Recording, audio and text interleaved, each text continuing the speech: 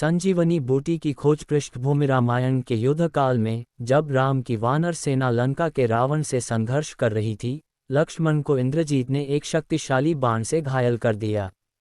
लक्ष्मण की स्थिति बहुत गंभीर हो गई और वह अचेत हो गए।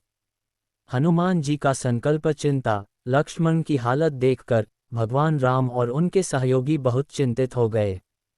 सभी को संजीवनी बूटी की आवश्यकता महसूस हुई, जो मृतकों को पुनर्जीवित करने में सक्षम थी। संकल्प।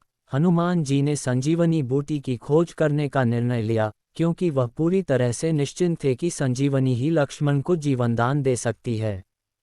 संजीवनी बूटी की खोज पहचान की चुनौती। हनुमान जी को संजीवनी बूटी की पहचान नहीं पता थी, लेकिन वह जानते थे कि यह हिमालय पर्वत पर उगती है। उन्होंने पर्वत पर स्थित संजीवनी बूटी के बारे में जानकारी प्राप्त करने की कोशिश की। पर्वत उठाना। संजीवनी बूटी की पहचान न कर पाने के कारण हनुमान जी ने पूरा पर्वत ही उठाने का निर्णय लिया। इस पर्वत पर संजीवनी बूटी और अन्य औषधियां थीं। पर्वत की यात्रा लंका की ओर उड़ान। हनुमान जी ने पर्वत को अपनी बाहों में उठाया और लंका की ओर उड़ान भरी। इस दौरान उन्होंने अपनी ताकत और शक्ति का अद्भुत प्रदर्शन किया। उपचार। युद्ध के मैदान में पहुंचने पर हनुमान जी ने पर्वत को सुरक्षित जगह पर रखा और वैद्यराज सुब्रह्मण्यम से संजीवनी बूटी की पहचान करने में मदद की। वैद्यराज ने संजीवनी बूटी से लक्ष्मण का इलाज किया और लक्ष्मण ठीक हो गए।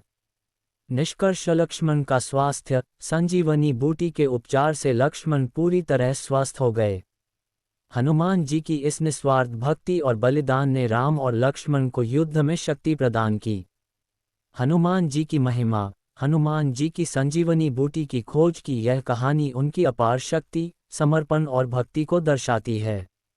ये कहानी हनुमान जी के अद्वितीय बल और भगवान राम के प्रति उनकी अटूट भक्ति की पुष्टि करती है।